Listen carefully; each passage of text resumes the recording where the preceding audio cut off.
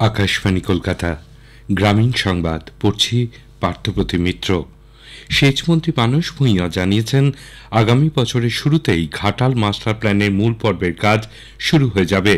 বিধানসভার প্রশ্নোত্তর পর্বে আজ তৃণমূল কংগ্রেস সদস্য অরূপ ধারার প্রশ্নের উত্তরে সেচমন্ত্রী জানান, 2025 সালের ফেব্রুয়ারি নাগাদ এই কাজ শুরু হবে।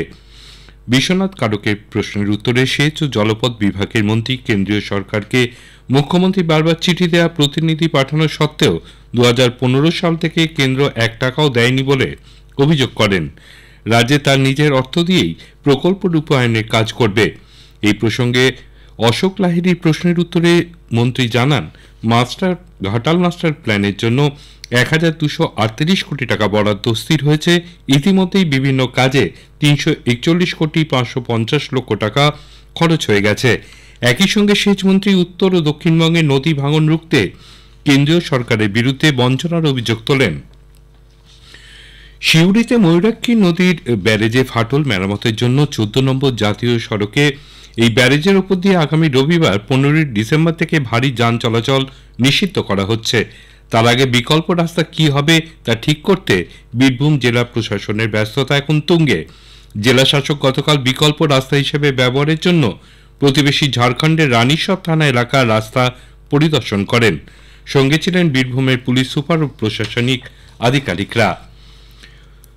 শহরের পর এবার গ্রামাঞ্চলেও দুর্ঘটনা কমানোর উদ্যোগ নিল রাজ্য সরকার। গ্রামের রাস্তাগুলিতে এখন স্পিড ব্রেকার বসানো হবে বলে প্রশাসন সিদ্ধান্ত নিয়েছে। গাড়ির বেপরোয়া গতি নিয়ন্ত্রণ করার জন্য বিশেষ ব্যবস্থা নেওয়া হবে। কোন রাস্তায় গাড়ির কত গতিবেগ থাকা উচিত তা খতিয়ে দেখা হবে। এই কাজের জন্য সরকার তৈরি করতে চলেছে স্পিড ম্যানেজমেন্ট পলিসি। রাজ্যে চলতি বছরে আলুর উৎপাদন বেশ কিছুটা কম হলেও তা রাজ্যের প্রয়োজনের তুলনায় যথেষ্ট বলে কৃষিমন্ত্রী শোভনদেব চট্টোপাধ্যায় জানিয়েছেন।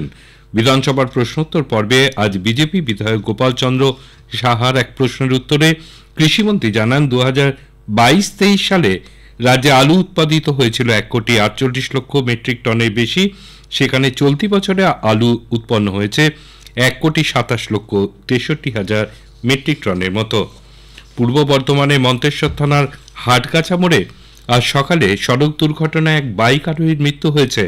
বুদ্ধদেব মালিক নামে ওই ব্যক্তি ভাতার থানার সুনুর গ্রামের বাসিন্দা। প্রাকৃতিক বিপর্যয়ের হাত থেকে সুন্দরবনকে রক্ষার শপথ নিয়ে আজ উদযাপিত হয়েছে সুন্দরবন দিবস।